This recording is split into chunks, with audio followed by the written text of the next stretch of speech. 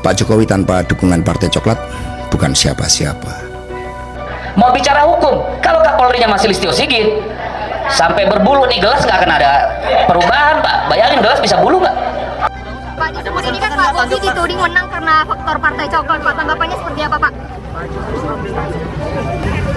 Ya, disebut Bapak yang membelakangi, Pak.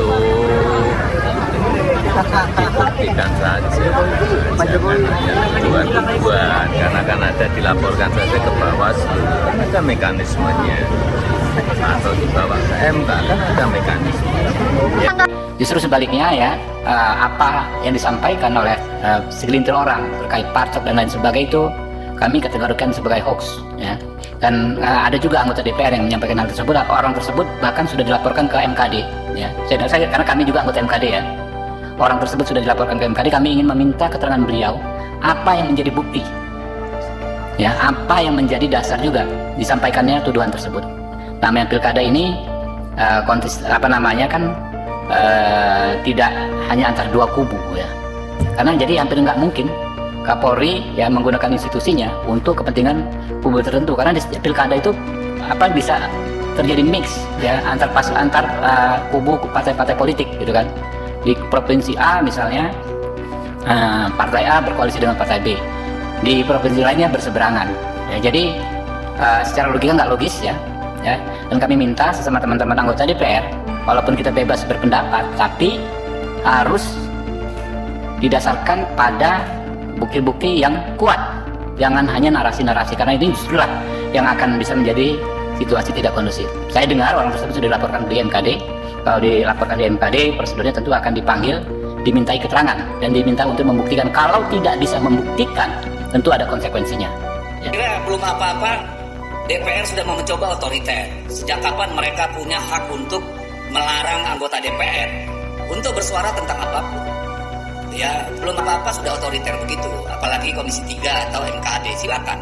Saya sebagai anggota DPR RI punya kewajiban menurut undang-undang melakukan edukasi politik, hak saya untuk melakukan itu.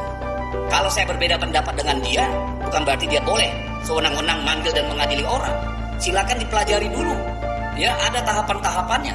Jangan belum apa-apa DPR sudah jadi lembaga sok kuasa. Ya, saya kira fenomena parcok ini sudah dibicarakan di mana-mana. Ya, kalau mau manggil saya silakan panggil dulu, itu yang namanya bocor halus, Tempo. Coba mereka investigasi mendalam baru panggil saya.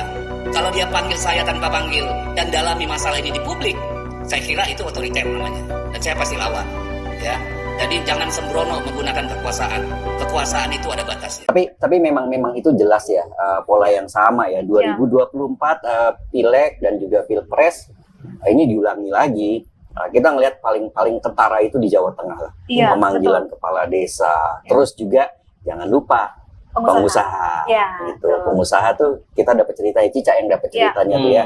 Kita punya jurnalis di daerah yang kemudian ketemu dengan pengusaha dan di sana jelas ada tekanan gitu ya. Betul, ya. Ceritakan Cak, silakan Cak. Jadi minggu lalu itu reporter kita ya yang ada di Jawa Tengah sana gitu menemui sejumlah pengusaha gitu di Boyolali gitu. Jadi sekitar bulan Juni Juli lalu pengusaha-pengusaha ini dikumpulkan di Boyolali. Tapi sebelum dikumpulkan, pengusaha ini dipanggil satu-satu oleh seorang petinggi di Kapolda Jawa Tengah gitu.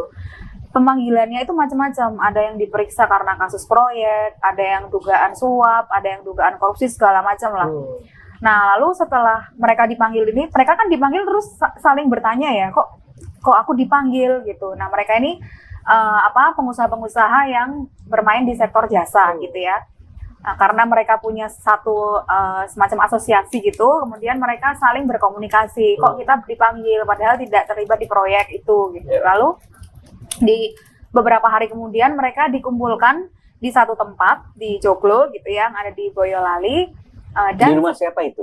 Di rumah di tempat yang sering digunakan untuk pertemuan David Yunanto yang sudah kita konfirmasi juga ya. Gitu. David adalah asisten pribadinya Jokowi sejak dari Solo. Gitu. Kemudian sebelum mereka datang ke Joglo itu, mereka sudah dikasih tahu bahwa ini nanti pengusaha-pengusaha kemungkinan akan diminta untuk mendukung Ahmad Lutfi. Waktu itu Ahmad Lutfi belum secara resmi mendaftar sebagai calon gubernur gitu. Ahmad Lutfi waktu itu masih menjadi Irjen di Kemendak setelah menjadi Kapolda Jawa Tengah gitu. Kemudian mereka berkumpul lah di satu joglo itu.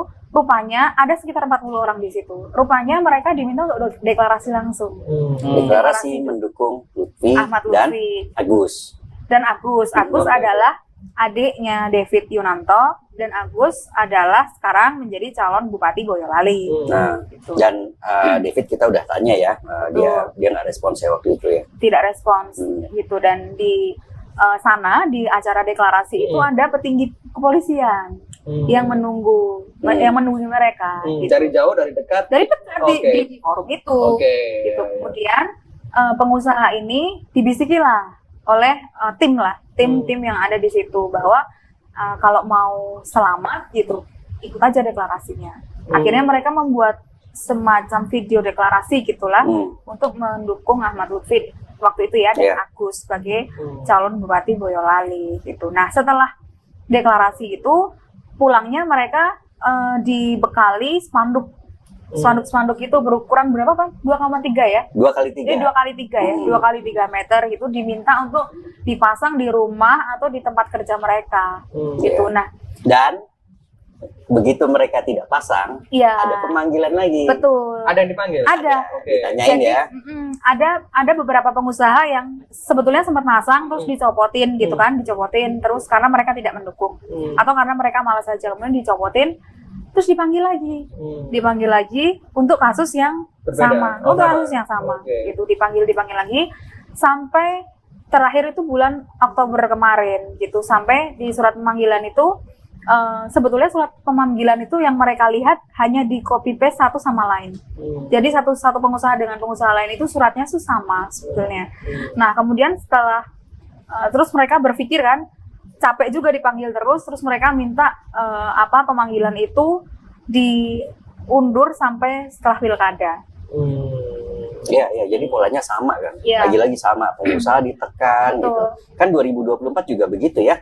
Kita tahu yang di Jawa Timur itu kan ada pengusaha besar yang mendukung Ganjar gitu. Terus kemudian setelah Ganjar datang, nggak lama kemudian ada telepon, tolong dong dibikinin acara yang sama untuk Prabowo gitu kan waktu itu, dan di Jawa Timur gitu, dan akhirnya ya sudah yang nelpon sudah sudah berbintang ya kan, dia kebak-kebit lah yang namanya pengusaha juga. Tapi soal menelpon itu juga terjadi tuh di Jawa Tengah. Jadi ada pengusaha yang gue telepon sendiri gitu ya, dia pengusaha di sektor ekstraktif gitu. Tapi pengusaha lokal ya.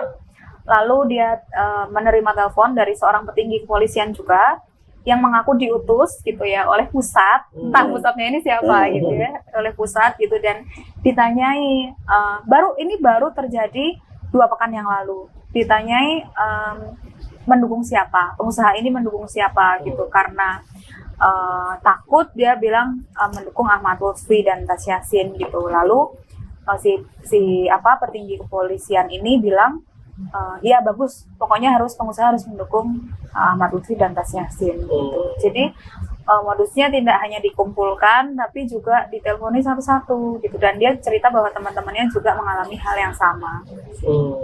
Bola panas usai pilkada masih terus menjadi perbincangan di media sosial, teman-teman.